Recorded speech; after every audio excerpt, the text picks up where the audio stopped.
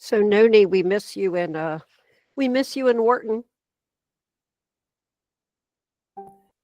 Thanks. I frankly really miss Wharton as well.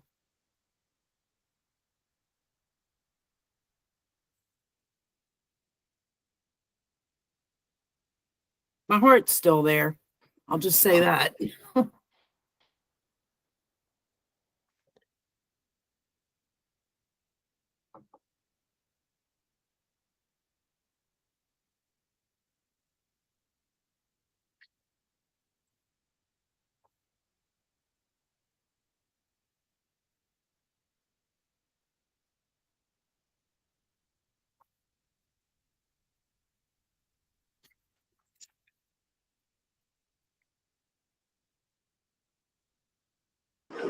You have a place. Yes,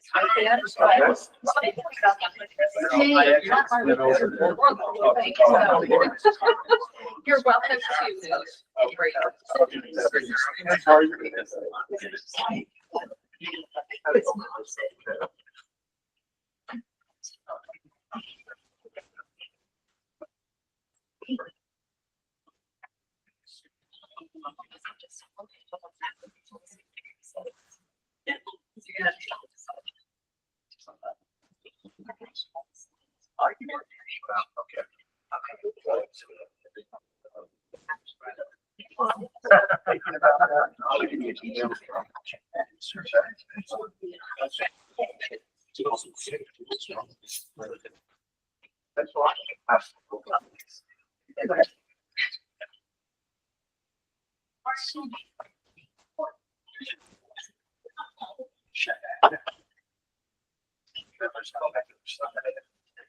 All right, well, good afternoon, everyone. I am Rachel Jones. I'm our Director of Government Relations here at MTA. And Secretary Alex will be on momentarily, but until he arrives, I'm going to go ahead and kick us off. We're officially calling the meeting to order. It is 1:02 p.m. And I want to begin by just reading a little excerpt from the Open Meetings Act. Please be advised that this meeting is being recorded in accordance with the Maryland Open Meetings Act to ensure transparency and public access to the proceedings. All attendees are considered to have consented to being recorded by participating in this meeting. And then at this time, if we could start with introductions. So we'll start at the end of the table here, just go around the room and we'll do introductions. Hi, I'm Jenny Dempsey, representing the Maryland Association of County Planners. I'm also the planning director for the Anne Arundel County Planning Office. Good afternoon, everyone. My name is Steve McHenry. I am the Executive Director of the Maryland Agricultural and Resource-Based Industry Development Corporation, much better known by the acronym MARC-DIDCO.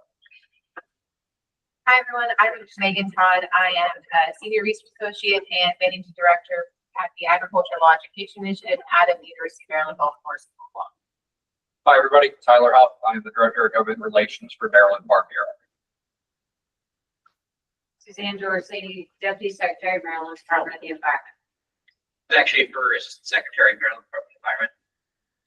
Suzanne Richards, I'm the Executive Director of the Maryland Agricultural Education Foundation. Afternoon, I'm Joe Malone. I'm the Agricultural Programs Manager of Maryland Department of Commerce. Over at Mitchell, Maryland Department of Health. Afternoon, I'm Nilesh Palyanaram, the Deputy Secretary of Public Health.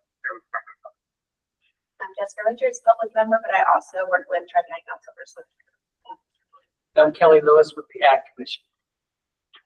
Harrison Palmer, I serve as Executive Secretary. Just as a reminder for the folks in the room, our owl is a bit far away from everybody, so just please speak up and enunciate your voice when you're speaking.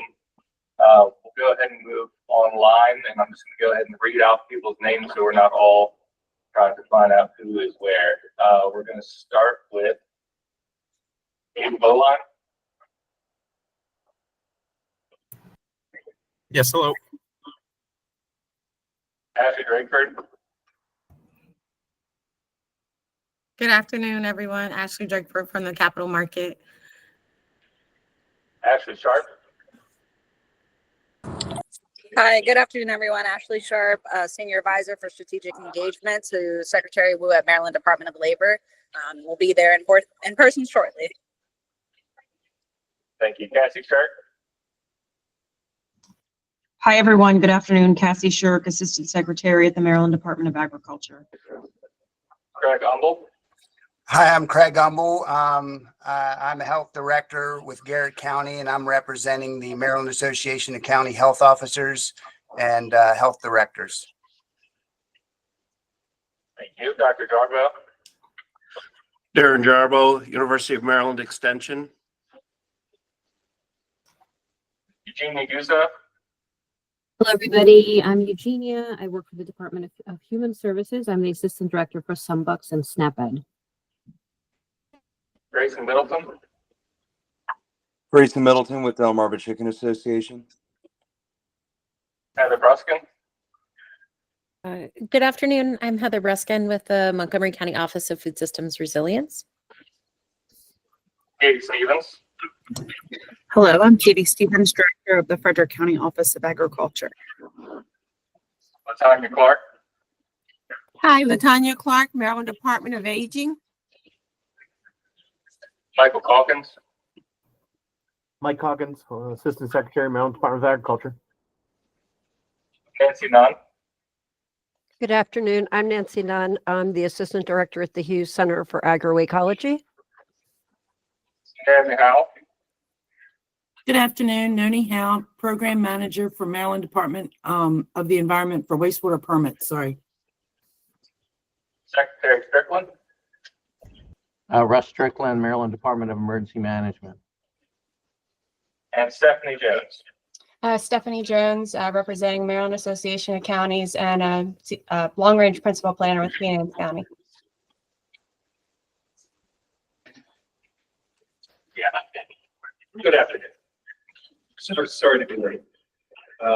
Sounds like Rachel already gave an intro. I wanted to frame our discussion within the context of some new work that's being done within the administration.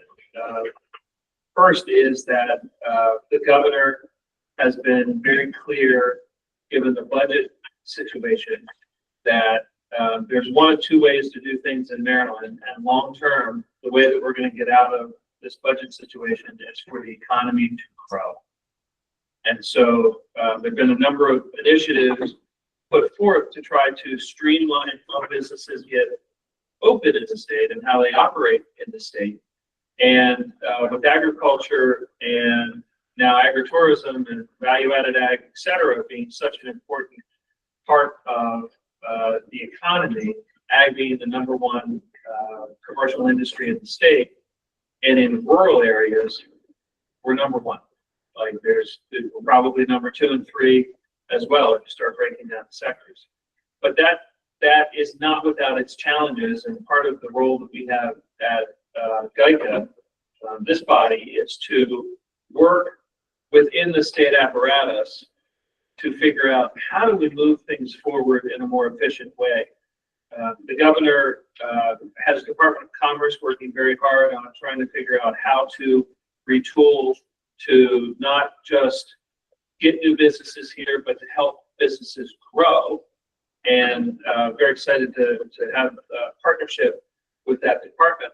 Over at the Department of Planning, there's a new permitting review council that Secretary Flora is chairing, and that is meant to look at all of our state permits and processes throughout the state, regulations that come to a head through permits and licenses, and assess it and figure out, are we as efficient as we can be?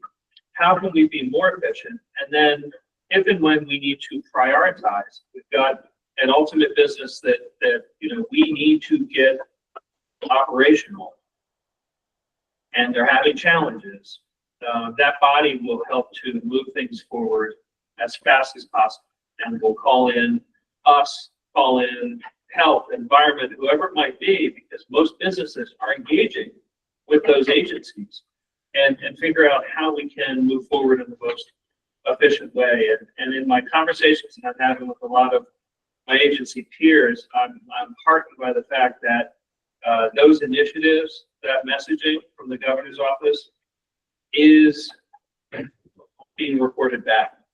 Had a great conversation with Deputy Secretary Suzanne from MDE this morning about some of the things they're doing at MDE to try to get through these processes and make sure that no business, they may choose, they have a choice. They may choose to go to another state, but it better not be because of our permits. It better not be because of our processes.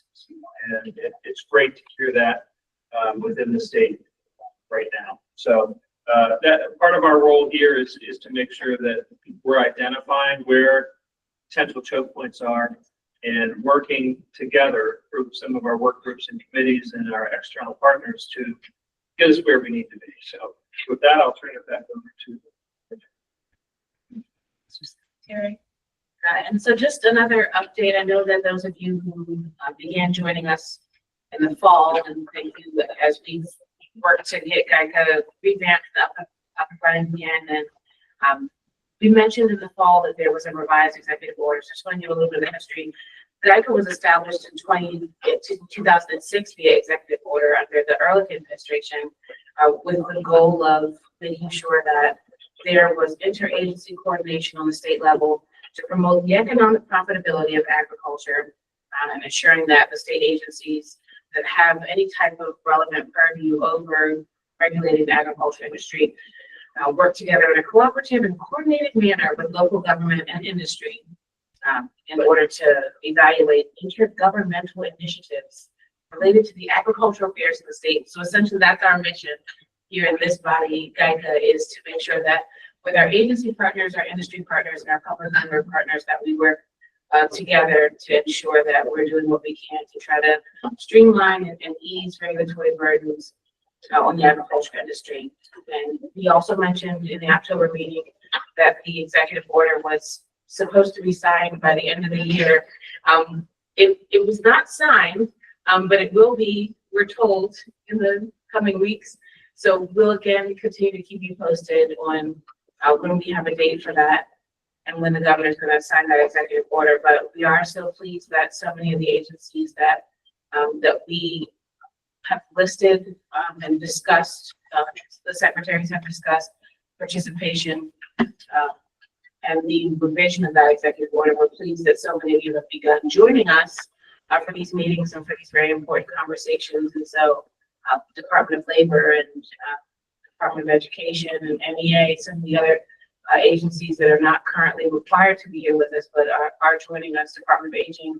We appreciate that you've already begun just being a part of the conversation, engaging with this particular commission with us.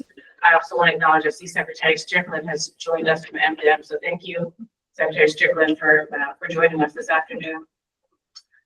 And I think now we're going to move to approve the October 2024 minutes that everyone should have received a copy of. We have a motion to approve the minutes from October.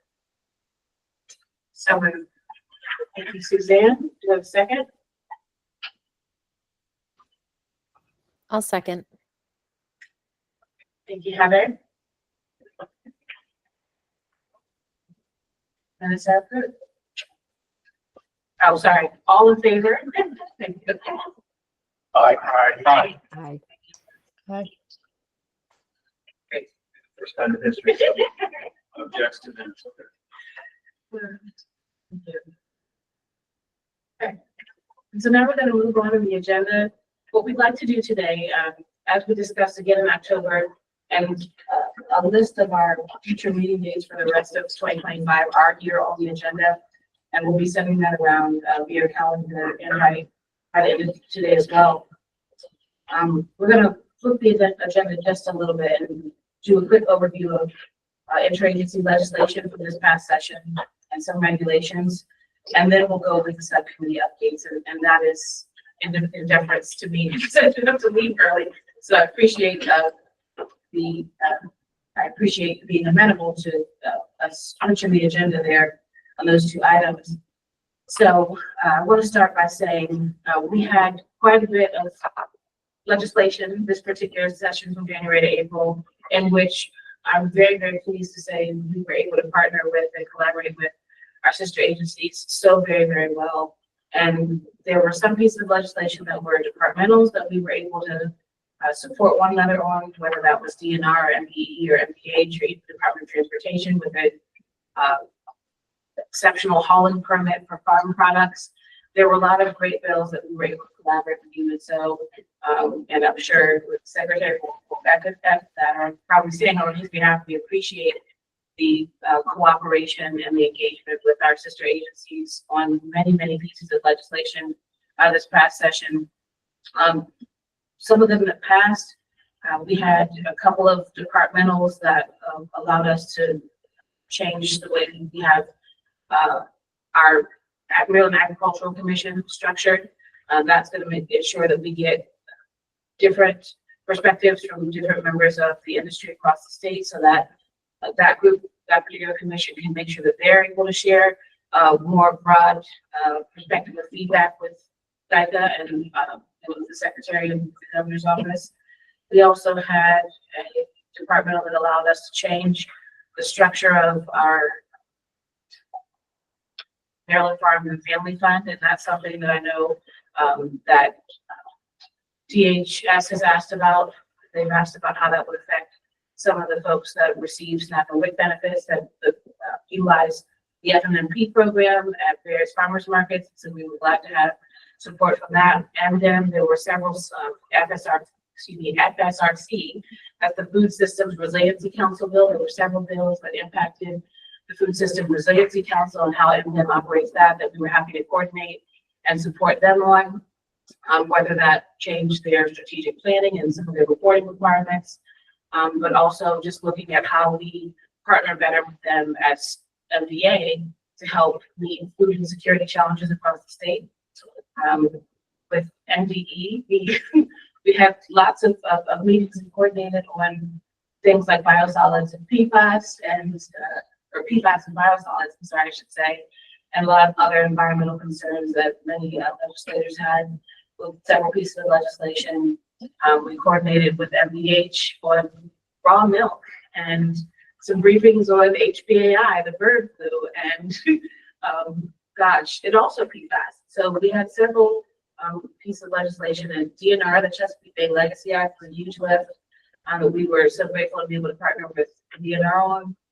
And so it just shows we had a lot of really great interagency cooperation and interaction where we really looked at the primary agency regulating that particular issue that the bill was trying to address. And then we were able to talk through all of our concerns with the agencies and work together. And that really is a prime example of what we want to do and continue to do moving forward with this particular body. We also know that there were a couple of issues where we coordinated on, whether that was pollinator management plans for state agencies with DNR and State Highway Administration. Those are some things that we've committed to working with agencies on in the interim, where legislation didn't pass, but legislators asked us if we would commit to doing something with that in the interim that didn't require legislation, but instead could be done via regulatory changes or just something that we could incorporate to existing programs.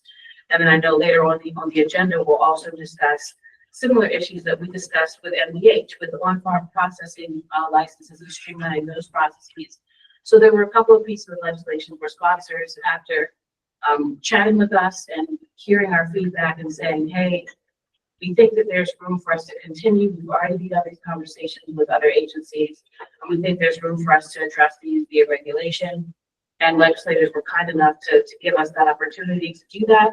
And so we look forward to utilizing this body to address those things here as well. And then with that, we'll move on to subcommittee updates. So we established subcommittees last fall. We established 3 subcommittees. Those subcommittees each met in December. And so we'll just do an overview of what we discussed at those subcommittee meetings and get feedback from the rest of the committee members at this time. And so there are 3 subcommittees.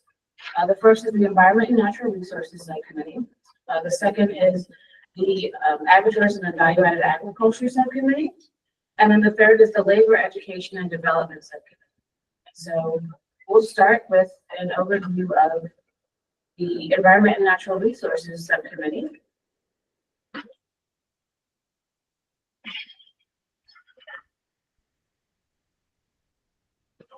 Anyone come to the table?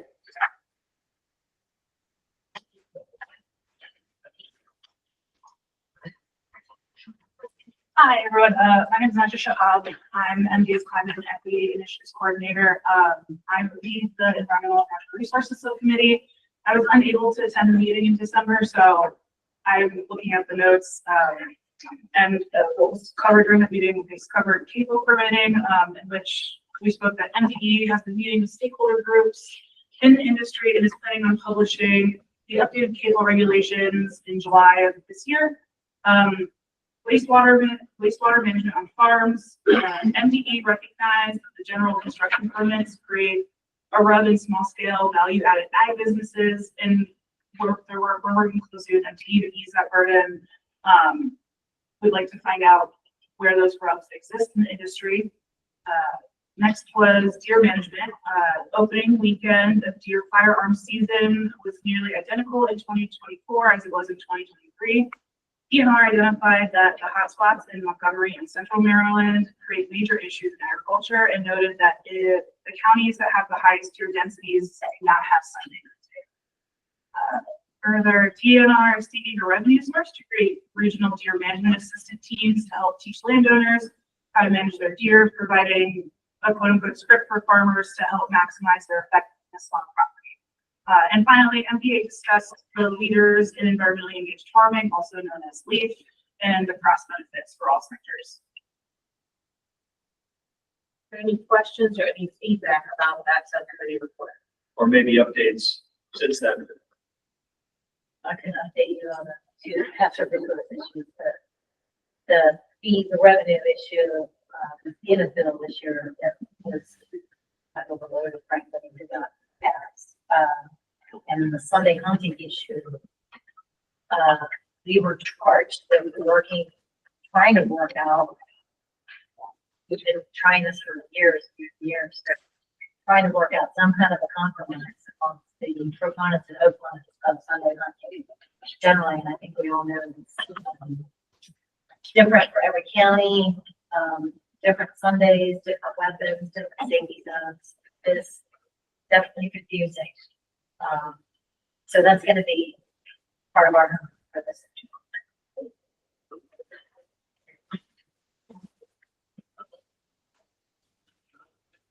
I'll just also jump in and clarify that for the CAFO general permit, is that the draft that's coming out, so everybody's told.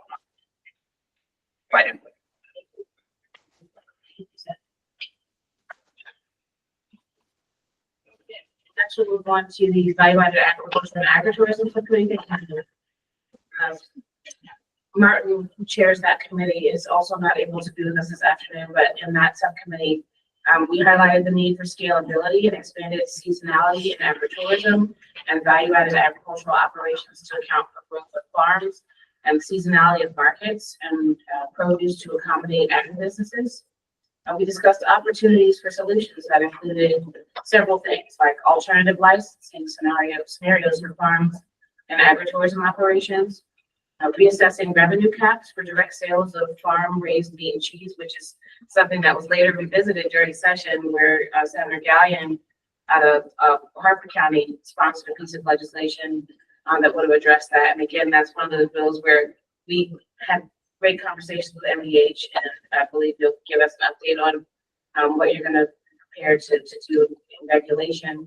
But we had discussed adjusting COMAR language to include leased farming operations, expand the revenue cap to match the cottage food cap that's at $50,000, and to exempt meat and cheese processed offsite from the revenue cap completely. We also discussed establishing an intergovernmental forum for problem solving and collaboration and creating ag enrichment opportunities for regulators. And part of that will mean making sure that we include you all on different farm tours and different meetings that we have across the state where you can see firsthand some of the challenges that some of our producers and farmers are having. And Martin has also been engaging in a statewide assessment of local planning, zoning, economic development, environmental health officers, and other regulators to learn what their needs are with respect to agricultural businesses. That way we can ensure that we're looking at things from the regulator perspective and from the industry perspective and trying to figure out how do we meet in the middle. Secretary Flora happened to offer that MDP would be interested in partnering for the publication of a statewide guidance document to mirror other guidance documents that have been published, such as a forestry and solar reports. Dr. Kelly Rahman acknowledged the current cottage group regulations, and the group discussed some of the challenges in Comar with respect to owned versus leased properties and growth opportunities. And we still need follow-up from the Attorney General's office, both our counsel here at MDA and the Council of MDH to engage on interpretations in Comar. MDH, did you want to give any updates or feedback on that? I can do it now, or we're happy to do it now. Sure. Yeah, sure. So to this point around, upfront processing, our challenge is that our regulations were really built with farm processing in mind, right? And so it's an area that as it's bubbled up, we were able to revisit that. And so there's a few things that we're going to do. You mentioned briefly, Senator Gallion, we can make these legislation, and we can make these changes through regs. So we've already begun that process. I think our timeline brings us to somewhere around November, getting it out. So we're going to be moving this through the process. But the keys to this is that we're going to be moving meat cheese from under the cap. That's large dollar value item for on-farm processing. And when it comes out of cap, we'll free up a lot of space. We're also going to be increasing that 40 to 50K to match the cottage food, as you noted, right? Part of this is also maintaining the safety, and so we're going to add some language that if an on-farm home processing licensee has multiple violations in a 24-month span, we are going to ask them to undertake corrective action plan and probably apply for a more strict license, right? The intention here is that you're following safety guidelines, and so there'll be less regulation. But if you can't, then we're going to have to do it properly. And I think, whenever we do this kind of thing, there's usually like one or two. We can pick off the one or two that are not following the rules. Everybody else can play. That's really cool. And then the big one is allowing leaseholders to apply for on-farm processing. And that's a change that's been in regulation for landowner has it, and there should be. So we'll get those regulations moving. We'll be in touch as we get out the comments, get your feedback before we do that. And actually we'll get the value added tag feedback before we get to that. So but I think Cliff could probably share a little bit more about the timeline of that in detail, but like I said, it's one of our priorities coming up soon. Yeah, and as the Deputy Secretary said, I think we've already actually got a working draft which is being reviewed by the AG and internally. Most of this, it's all fortunately in one regulation in Comar 10 to 15 before 15. So there's a very limited body to do most of that. And I think the hard part, just making sure with the Attorney General that we're clear, the leaseholders have to be able to approve access to the farm, which is the big issue for inspection. So we're just making sure that that's clear in the regulations. I think the lease issue is one that I've read that 1,000 times, and it never occurred to me that this was for owned land only. And you think, what's the difference? Someone leases a farm versus someone owns a farm. We had someone ask why. I don't understand why someone would lease a farm and then add infrastructure to land that they don't necessarily own. Well, one of the reasons is that in a state like Maryland, where we've got such incredible development pressure, land prices are outrageously high. And so we know from talking with communities that are underrepresented in the agricultural space that their biggest challenge is land access. So, eventually they want to be able to, have assets to be able to leverage and collateral and get themselves a loan and buy property. But until then, they need to up. They want to build their brand and create something that they can then leverage. And we've had some great examples around the state of farmers who've done that. In the Chesapeake Bay Legacy Act, there's an incredible evolution which allows for DNR to become more flexible in how they lease their land to prospective farmers. And when you tie these together, you're now going to have tons of acreage now available to farmers and potential farmers who've never been able to buy property, never had access to property. And if they're going to be grazing and then they're going to want to, you know, on-site or off-site process and then bring it back and be able to sell it. And there's now an opportunity to do that through the change in this regulation. So, you know, is it a food production and agricultural issue? Is it a food insecurity, food resiliency issue? It's all of the above to allow this to happen on leased land. And frankly, I don't know that that had occurred to us before Senator Gallion's bill. So thank you for engaging on that, and look forward to seeing Brian's. That's helpful context on the whole lease own issue. I don't think that registered with us as a interesting. Yeah, I didn't see the difference until we had this kind of light bulb moment. But oh my gosh, right? This gives a new entrant to the industry, and there are hundreds of new entrants in the agricultural space who do not come from land, do not come from money. All they want to do is grow food, and it sounds so easy, right? But you need land. And so you got a lot of folks with high value land that may not want to sell it, or certainly not for the price that someone can afford, but they'll lease it. And you can have quite an operation on leased land. If we have someone who's on our agriculture commission that a number of years of leasing land and building her portfolio was then able to take the money she's raised by growing things, selling things from that leased land, and start buying beautiful property. So.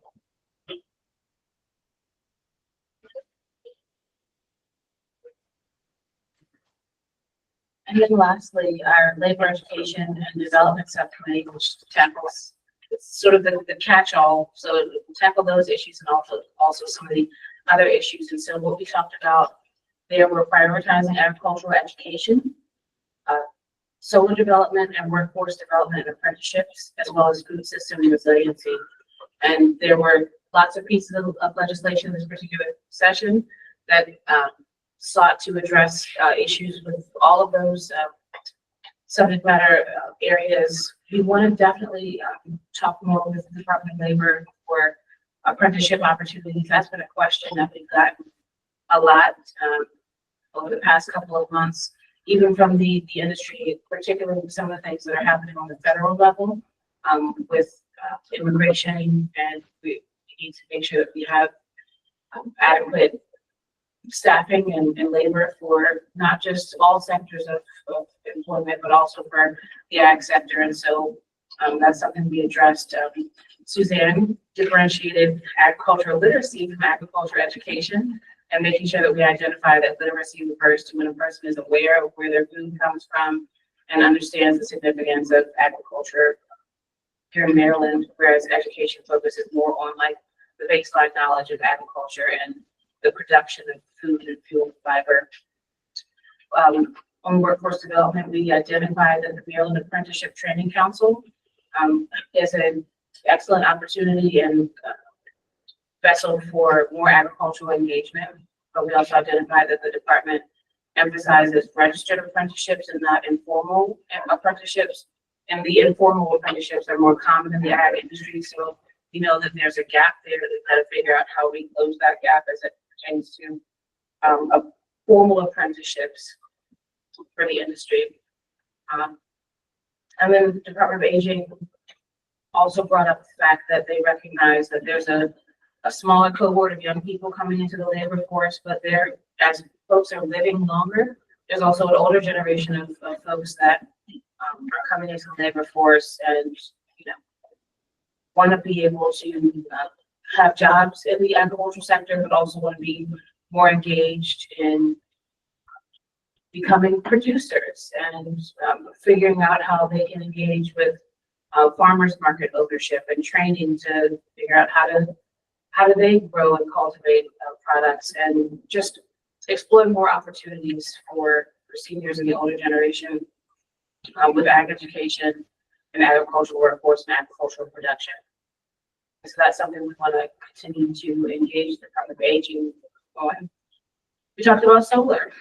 Solar contracts are presented to farmers on a regular basis. Department of Aging would like to partner to make sure that we have some sort of resource guide that they can share with the aging population in the state to just give them a little bit of background and education on how to protect their property owner rights, how to know what to look for when they're having conversations. If someone should knock on their door and offer them a solar contract, what should they be, what questions should they be asking?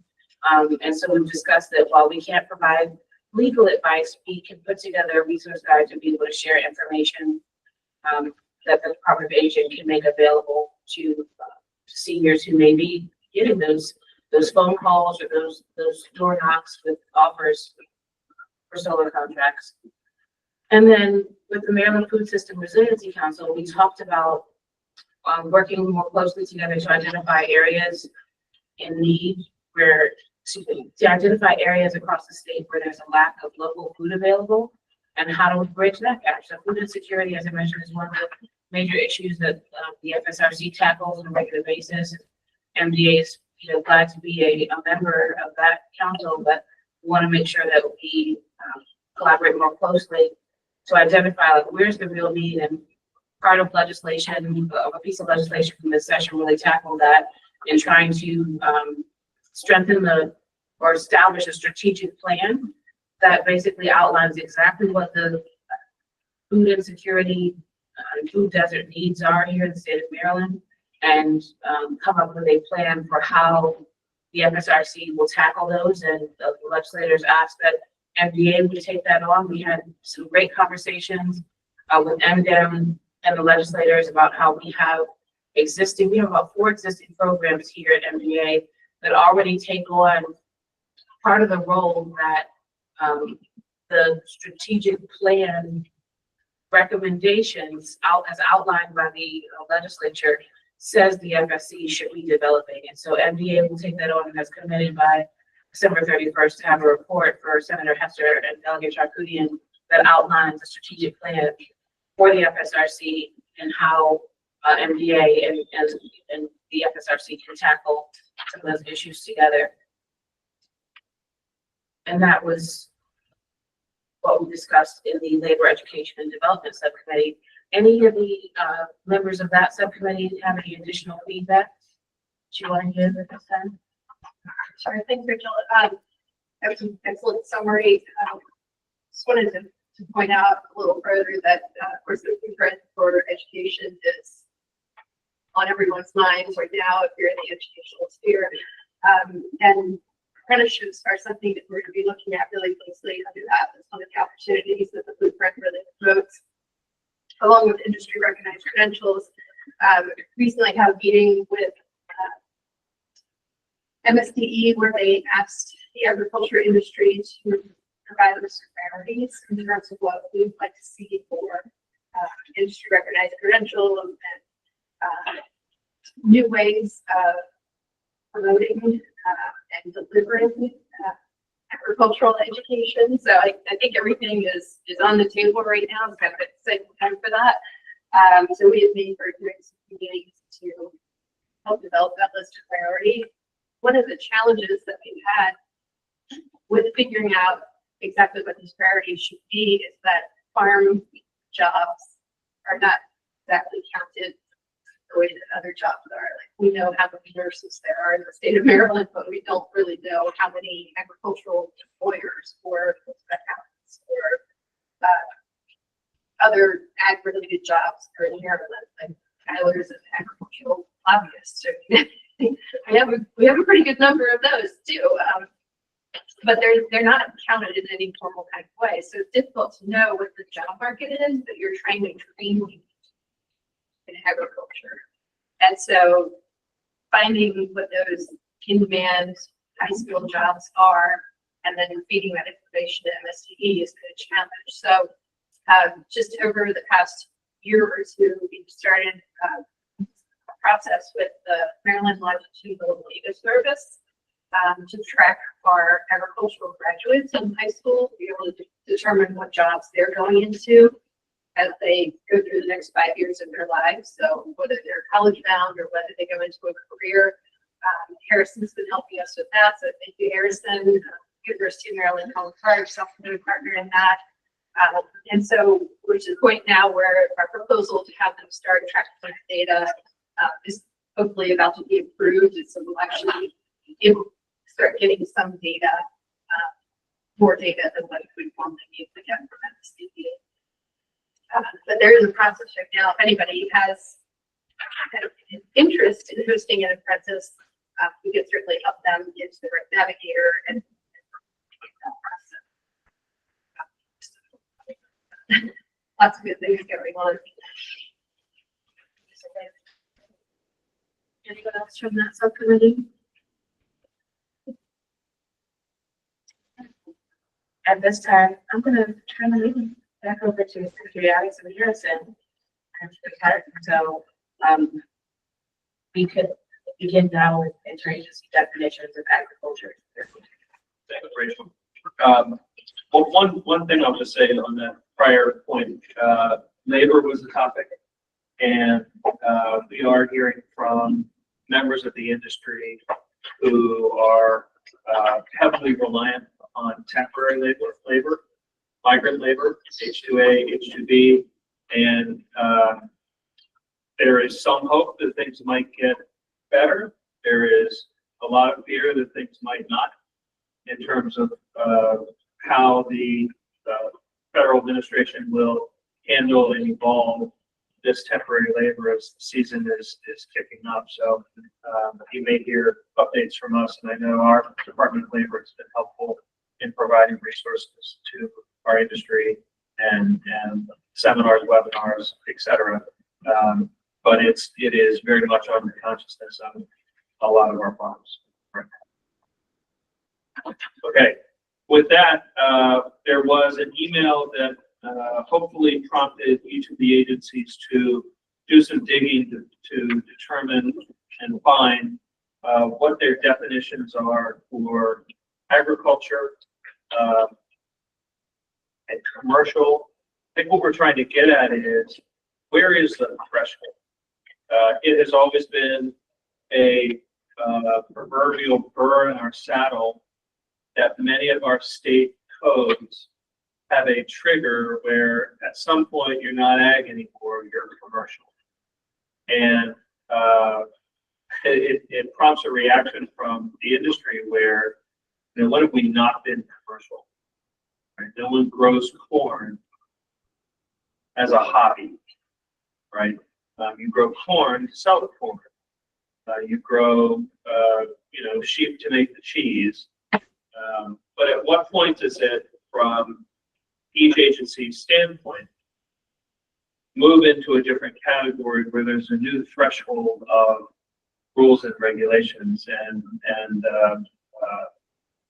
it was very interesting to hear the Health Deputy Secretary talk about, that threshold, and at some point, maybe you're held to a different standard or a different frequency or higher rules and regs, whatever it might be. But we're very interested in just hearing. We've done some of our own research, but like the example of lease versus own, that didn't turn up. We didn't see that until it was brought up. So we're very interested in hearing where that line is and or what the definitions are.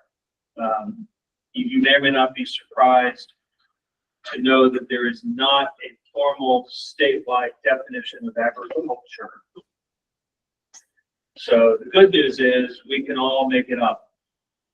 The bad news is some of us have. So for example, State Department of Assessment and Taxation has, and it no longer represents what agriculture actually is in the state. 19th century ag, yeah, they got it.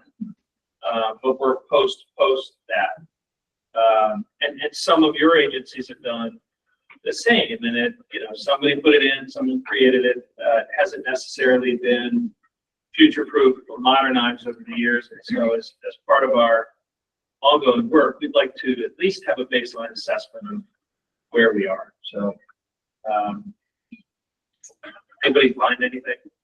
Anybody want to mention it?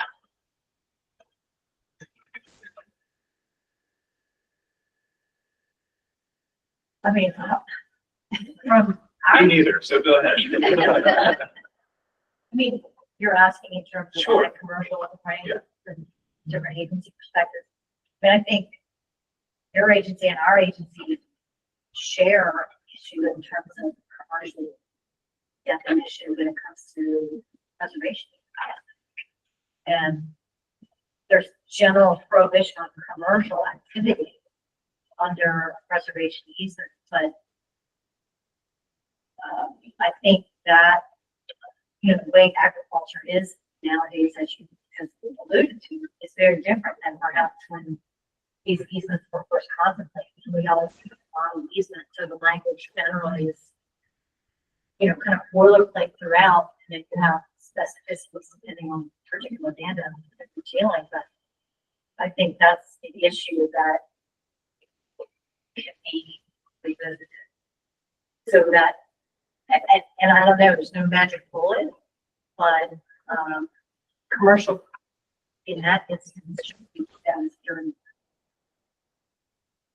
And I think MDH kind of nailed it, where it's on a scale, it's an evolution, and one is not better or worse, but if you're, I want to talk about easements in a minute, but if you're small, maybe a certain set of core rules apply related to health and, you know, public safety and environmental rules and regs. And then maybe it's not a hard line trigger, but it could be a scale of what is required based on the elements that make that operation what it is. When it comes to preservation, it was in this section of this room about 15 years ago that it's now adopted into its definition of what was allowed as agriculture. Wineries. And set up a pretty restrictive parameter of what is a winery based on, you know, within the definition of Maryland Ag Land Preservation Foundation easement uses. And then as time went on, added other types of value-added agritourism into it. They seem rather common sense. They seem rather common sense, and of course, we're having that discussion right now related to commercial solar, where I probably shouldn't have even brought it up, but on preserved land, if I want to put solar on my barn to power the barn, no problem. In some preservation easement programs, community solar might also be okay if you're powering your farm and your neighbors. Not all programs, but some. But commercial solar, in other words, going into the grid to power somebody else not in the community, is not allowed. So, you know, we have created these little definitions of what we think as a. What else? What do we find? Read ours. Sure. Verbatim. I will then. 26230101 definitions, terms to define. Agriculture means land use dominated by the production of food, fiber, aquaculture, or livestock and other products cultivated as part of a recognized commercial enterprise. We also had Secretary agricultural activities. It's a little bit longer. Sure. Agricultural activity means agriculture and farming activities, including plowing, tillage, cropping, seeding, cultivating, and the grazing and raising of livestock, sod production, and other products cultivated as part of a recognized commercial enterprise, and harvesting for production of food and fiber products, excluding forest products. The definition includes tobacco, nursery stock, Christmas trees, the aquaculture ponds, and other ponds used to conduct farming activities that result in a change to a land use other than agriculture or non-agricultural activities, structures or temporary storage areas related to the sale of products are excluded from this definition. So you, on one hand, you allow agricultural activities which are part of a commercial enterprise, which is not defined there. So there's somewhere else in the section is commercial enterprise. But then you also eliminate things that support commercial activity. In other words, Trust. right, you can grow the thing, Growing, selling. you could process the thing, but the selling is maybe where the line is. Mr. Secretary, just a question on your definition. Does that allow the processing of those products that are grown on that farmland, or is the processing specifically not referenced and therefore excluded? Says like we're focusing on really, if you look at this, we're focusing as agriculture as a land use. So the And that's- primary that's- production is okay, the processing and the storage of same is not necessarily okay. That's what I heard. And again, I'm not sure I'm ready to say not okay, but it's clear that this definition contemplates more the land use angle versus the value add. So. When I noted the word choice, including, and then you list a couple of things, which would indicate that there's a, but not limited to, right? So someone would have the ability to interpret that. And it says activities that result in a change to a land use. So the claim in our context is land use. So putting a structure in to do the processing of that primary agricultural Yes. product could be interpreted as a change in land. That's, yes, and that's excluded because that would be, you know, perceived as something other than, you know, under commercial use. So Comar 10150402, One of my favorites. I go to sleep with it. Literally. A thought defines a farm. A farm means a place where agricultural commodities are grown, raised, or harvested for commercial purposes.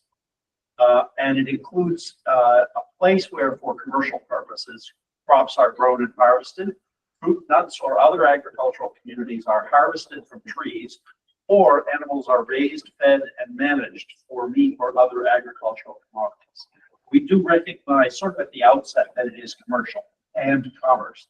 And in fact, this has led to some issues, one of which you'll be familiar with, which is the apiaries in the backyard, where does that mean that every residence is now potentially agriculture for purposes of agritourism because they're raising bees in the backyard? We've had a couple of cases of that, where that runs into some complicated zoning and permitting issues sometimes with respect to local zoning and planning. And none of this is clear cut. I remember when I first entered the space, there was a winery in the basement of someone's home in a subdivision in Silver Spring. Clearly a subdivision in Silver Spring, claiming that because the state gave them a license to produce wine, and it was a farm winery license, a limited winery license, they were harmed.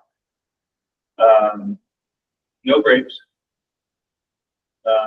nary a backyard, but so yeah, that's interesting. So one of the things that we're interested in, and we would love to see, I don't know, Harrison, if you could help collect these citations, the code references, we'd love to compare these and figure out where the opportunities are for interpretation, because a lot of the challenges we've had over the years have been in the interpretation. The code, the words on the page say something, but local enforcement officer may mean something to them that it does not mean to the operator. Words to support either position may not all be on that page. So that would be helpful to see. And then also, if there is over the continuum, the way that we can begin to sync some of these definitions so that a proprietor who's starting out isn't, completely clear to do what they want under MDE's code, but then there's something in MDH code or vice versa, or our code or local planning, whatever it might be. So just, it's one of the challenges of not having a statewide definition. There was an effort a couple of years ago to create a statewide definition for farm alcohol producer. And it wasn't mandatory, it didn't prescribe it to counties.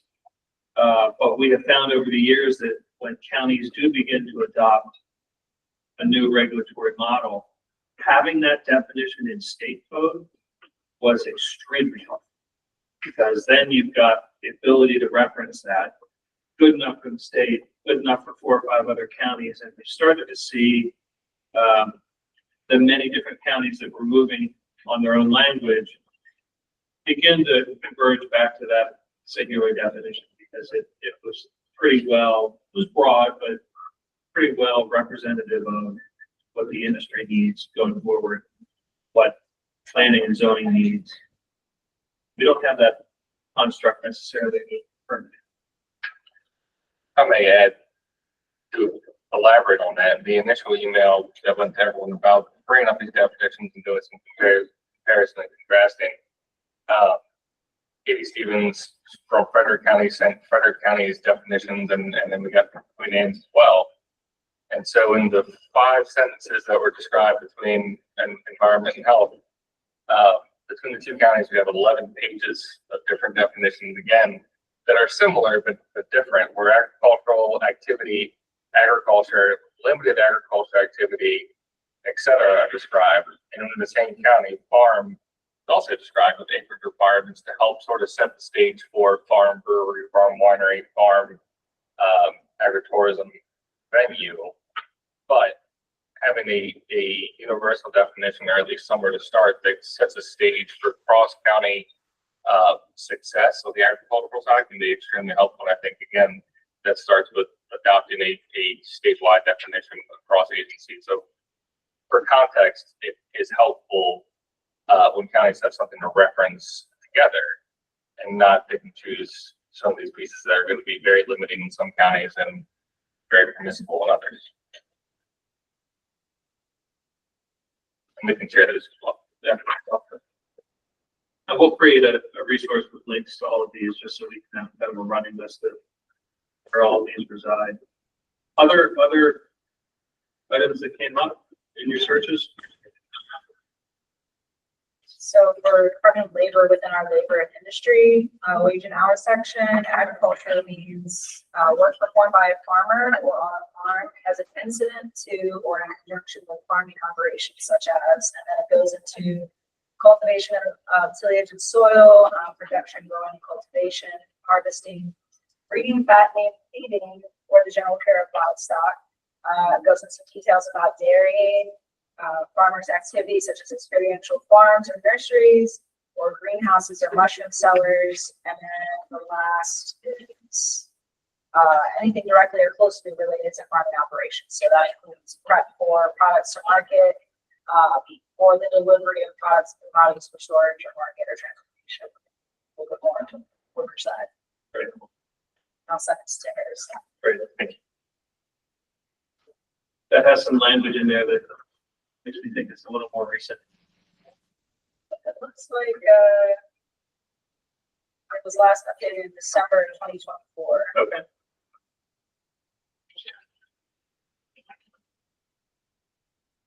What else? Anybody else have an example? For commerce, I'm not aware of an agency-wide definition in statute, but looking at some of our programs, it seems like we defer a bit to licensure from the comptroller of Maryland to be a qualified winery for our winery vineyard grant program.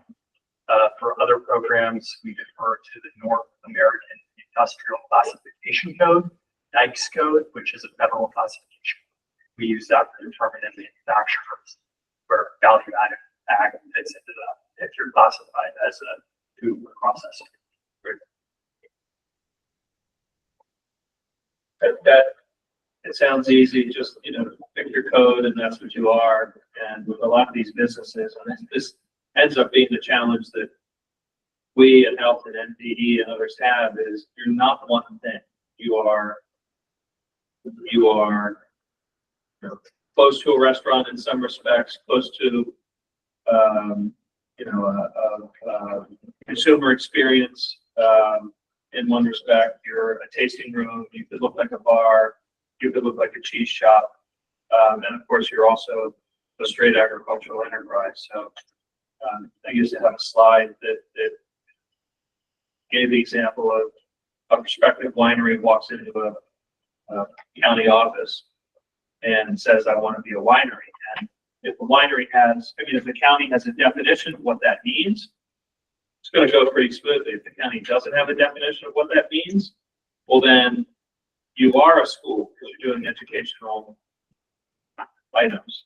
You are a restaurant because you're serving crackers. You are a bar because you're serving alcohol. Because they have to pull from different parts of their code.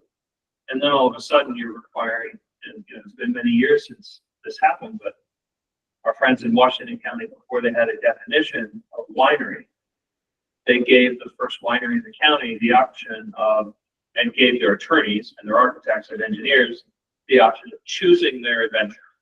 You can either permit as if you were a community center or permit as if you were a church. And church, why? Because churches have halls, and there's going to be some consumption and maybe some food prep. Churches have lots of parking.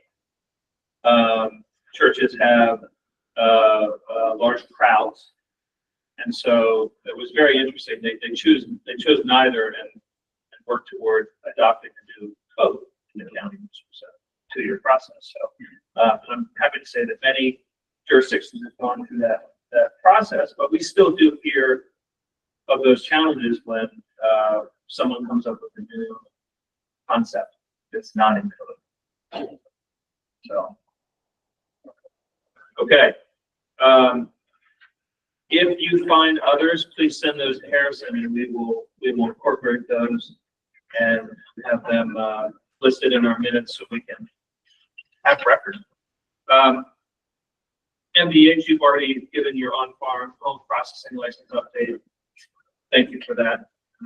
If you could keep us updated on progress and forward to seeing those regs when they're tidied up. Other agency updates?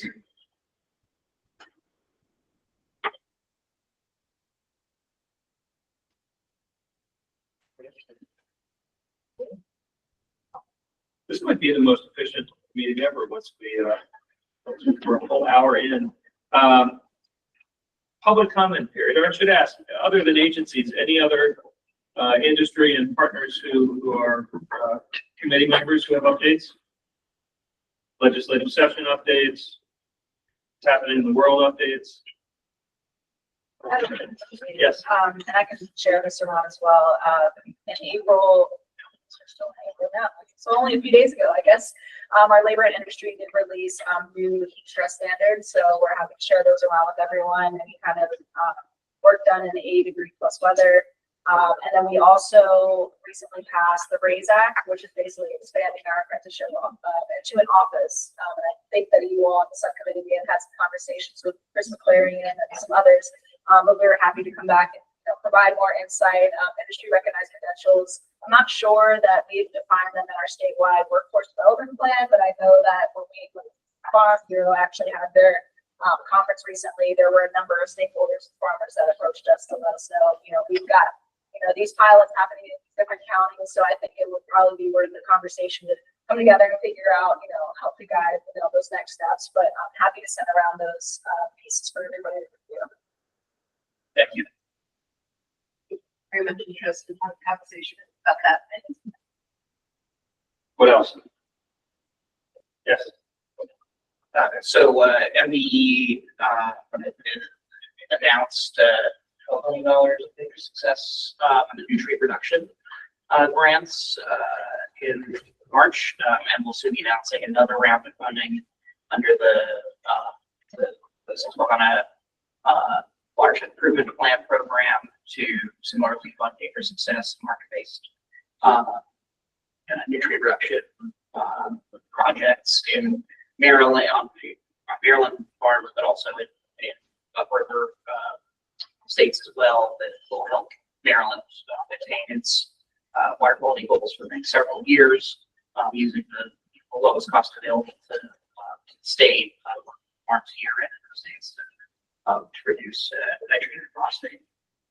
So it's, we can share the material related to the existing announcement in the next one when it comes out, but just a good example of collaboration across MDE, DNR, AG, working with local agricultural stakeholders to achieve those goals and do it in a way that's profit for everybody. When did you say the next announcement? How would it come? Imminently. Yeah.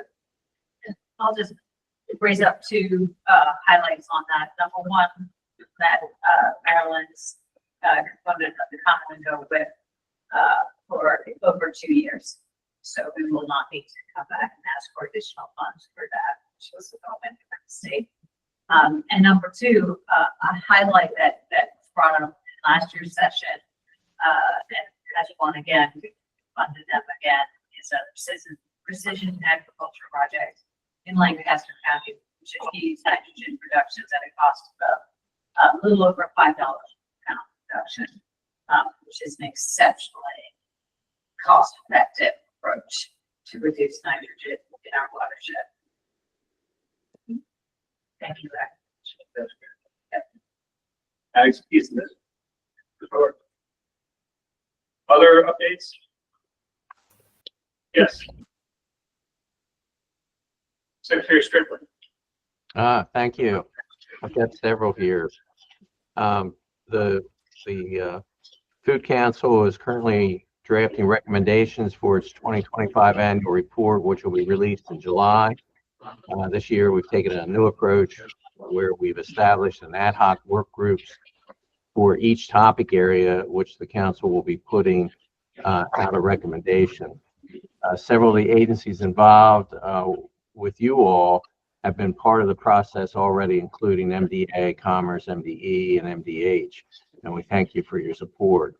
The report recommendations will cover the following topics: the CEP/universal school meals, cold storage, expanding food access through farmers markets, CSA programs, and community gardens, food as a medicine, capacity building for local food councils, regulatory barriers for agricultural producers, agricultural labor, local food purchasing, aggregation platforms and institutional procurement, and then climate smart agriculture. The recommendations across these topics will be drafted by the end of next week and sent to the relevant agencies for review. And in general, we'd like to thank this group for feedback on these recommendations. A big thank you to Secretary Addix and his team, who have already been highly engaged in this process. If it's of interest, we can share the draft recommendations for this group today in May. If you hear any specific topics where your agency would like to weigh in more heavily, please let us know, and we can make that happen. Separate but related effort, the Maryland Office of Resilience is drafting a statewide resiliency strategy, which will include recommendations for the food sector. The strategy will be focused on actions the state can take in the next 2, 5, and 10 years to build resilience to hazards and climate change. As part of this effort, the Office of Resilience has convened experts on the food system regarding the craft a smaller number of recommendations for the state to make its food system resilient to hazards and climate change. 3 main goals have emerged from there: improve the ability of Maryland's food system to withstand, adapt to, and recover from supply chain disruptions, increase local food production, and increase adaptation of cultural practices that are responsive to climate change and increase resilience. So we're in the early stages of getting feedback on these high-level goals and crafting more specific recommendations. We'll be sharing more detailed drafts over the next few months and maybe requesting one-on-one calls with agencies to fine-tune and edit some of those recommendations. And MDE, or MDA, Commerce, and MDH are part of this work as well. So thank you for that. And finally, we held our statewide, what is the, geez, I just lost it.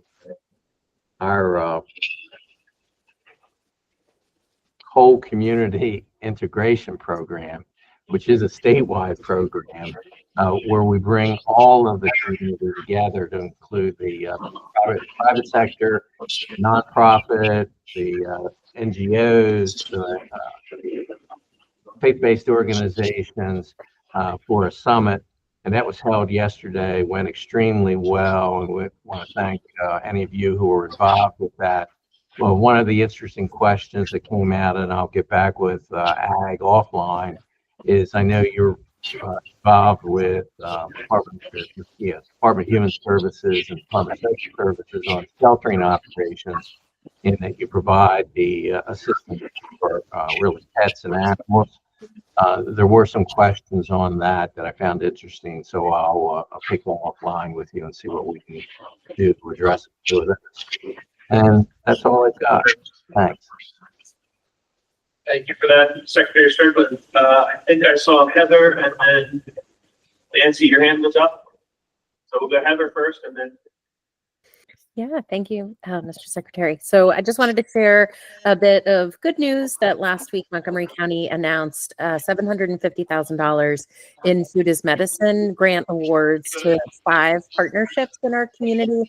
And how that relates to the work of this group is that they were intentionally built partnerships between healthcare providers, nutrition educators, food assistance providers, and Montgomery County farms. And so in the first round of this grant program a year ago, 95% of the food that was purchased through the grant program was from local farms. And so we anticipate there will be similar investments made in purchases from farms through this most recent round. And in one of the programs, we have a Montgomery County farmer who is running the farmers market on site at Adventist Healthcare to distribute his product to the families participating in this program. And it's specific for families with children who are experiencing or at risk of diet-related disease. And so it's just I think, a unique opportunity for the government to make investments in food purchases to support our local economy. So thank you. Heather, thank you. Could you forward a copy of a news announcement or something related to the Food is Medicine? I'll put the press release in the chat box. Awesome. Thank you. And Nancy. So I just wanted to echo Secretary Strickland's thank you to MDA and all of the agencies for participating during the recommendation process for the Food Council, but also throughout the year. It's been extremely helpful to be educated, quite truthfully, about some of the programs that you're engaged in, but also for the interaction. And we really appreciate everybody's engagement. The Eastern Shore has started to develop food councils. So if you are on the Eastern Shore, there will be an Upper Shore, Mid Shore, and Lower Shore Regional Food Council. And again, that's thanks to Montgomery County Food Council's ability to receive a federal grant to help with that, and also the state food council. So thank you, everybody. It's nice to see all of the agencies working together, and hopefully we can, really improve some of the efforts. Thank you. Thank you, Nancy. My eyesight is straining, but I think I see Eugenia. Yes, hi. Thank you so much. I just wanted to take a minute to let folks know that Sunbucks is relaunching again this year. If you aren't familiar with Sunbucks, it is a summer benefit that eligible families receive. And in this first inaugural year in 2024, DHS provided over $72 million to about 1,000 children. So this year we're relaunching the program. 99% of the children are directly certified. And relevant to this group is that sunbucks can also be used at farmers markets and local produce. So we are already liaising with farmers markets, but I think if you have vendors, who sell local produce and they're unaware of sunbucks, because we do have a dual card system. Some families receive their sunbucks on their normal SNAP Cash EBT card, while others might receive a brand new white sunbucks card, depending on the circumstance. So just making sure that vendors are aware and are able to accept that benefit is great. So if there's anybody that you feel like I could speak to about the sunbucks program, I would be happy to do so. We also have some flyers coming up in the next week or so that we'll be sharing with partners. Thank you. Other updates from either committee members or members of the public? Steve? Yes, Moravitco currently has available about a dozen revolving loan programs to help farmers, the forest industry, or the seafood industry. So thankfully, the loan programs, by and large, are still available. In terms of the free money, the grant programs, we're a little more limited because of what's going on in the public sector currently. But the good news is the governor and legislature did appropriate approximately $250,000 to help support our livestock and blue catfish processing efforts. So I know that's a high priority for MDA and DNR to get more blue catfish out of the bay and be found people and others. And so you'll see some good results coming both with some loan money we have received from USDA that has not been taken back for our new processing facility in Southern Maryland, and there'll be other efforts to grant fund additional capacity for blue catfish, as well as large animal processing, which is a major concern even today. Tyler and I were talking about it a minute ago. So we're going to ramp up our efforts there, and we're about to launch a new partnership effort with SMATIC in Southern Maryland with a new revolving loan program that we're about to launch jointly to help expand livestock processing in that region of the state. So we're continuing to make progress, and even in these challenging fiscal times. Great, thank you. And yes, catfish is a high priority. And deer. Both taste great. Oh, I didn't. Other updates? Deputy Secretary Galiago Rahman was reminding me that SMATIC was something, we had discussions with SMATIC about cottage food labeling, and we actually did, those are now final, those regulations that now in effect that allow SMATIC, it was through SMATIC that we learned that some communities with cottage food producers had some challenges with our labels, and thanks to SMATIC and work with them, we changed our regulations to allow the Amish and Mennonite communities to cottage. Great. And we've, thank you for that. They've pulled us in related to nutrient management and other ag-related regulations in the Plains sector community based on some of their limitations. Trying to meet the needs of all of our potential customers. Okay, final call for comments. From the Ag Commission perspective, the Ag Commission bill was passed and signed by the governor that Rachel alluded to, expanding membership of the Ag Commission, but it also is looping in the Young Farmers Advisory Board, now be a part of the Ag Commission. The Young Farmers Advisory Board did a statewide young farmer survey that closed a month ago, and is working on doing interpretive results from that to see and make a list of recommendations for what young farmers, new beginning farmers, going to need moving forward, and some of the top priorities and challenges for young farmers in Maryland. So that those results should be out in June. They're going to do a stakeholder meeting to go over some of those pieces, but that information will be brought and shared with GICA, the Ag Commission as well. Over time, the Ag Commission is also going through the regenerative ag definition and working through some of the stakeholder engagement pieces to evaluate what that could look like moving forward. So a very timely discussion for agriculture definitions, ag use, And again, working some of that cross collaboration piece to make sure that all partners are engaged in that. Thank you. Okay, final call. Any updates? Okay, our only ask of you between now and the next meeting, I'm sure other things will come up and we'll send them around, but get yourself to a farmer's market or to a farm, and while you're there enjoying whatever it is, whether it's with me on the ice cream trail or at a local winery, brewery, distillery, whatever it might be, ask them what the state, the county, your organization could be doing to support them. And then send me those answers.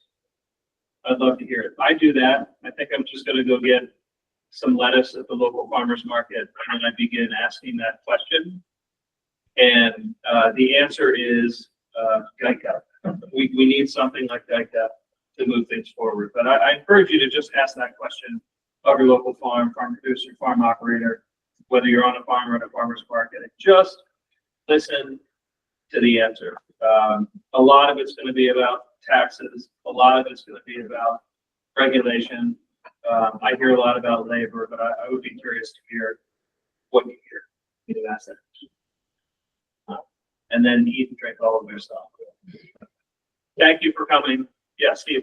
Quick question. I missed the last meeting when this may have been discussed, but Harrison sent out the old GICA toolkit. Are there plans in the works to update that in the future, or is that just a historical document? That was shared just for historical reference. That was a great idea, Steve, if you wanted to. It was quite a project. I remember it. Yeah. Well, point Steve is the chair of the GICA Toolkit Revision Committee. But let's talk about that and figure out what to take that. Thank you all. Appreciate you coming. Couple of quick administrative updates. Thank you. Before we wrap up, to the appointed members, if you're not sure if you're appointed, it's on the back sheet. Under GICA appointed members, you are eligible for mileage reimbursement. Please come see me to fill out that form before you leave. And Rachel mentioned the 3 work groups for the agencies, new agency partners. If you are not currently a member of that work group, and I can send out a list of who is where, please do join and engage with that. And I'll, again, as Rachel mentioned today, send out calendar invites to everybody for the upcoming meetings for the rest of 2025. But as much industry participation and cross-agency participation in the work groups will really bolster the discussion progress in the full commission. So if you'd like to call for a motion to close. I will ask for a motion to adjourn. Wait, I did invite public comment. I'm sorry. Any final call for public comment? Okay, there was a motion. Is there a second to adjourn? Second. All in favor? Aye. Okay. Thank you.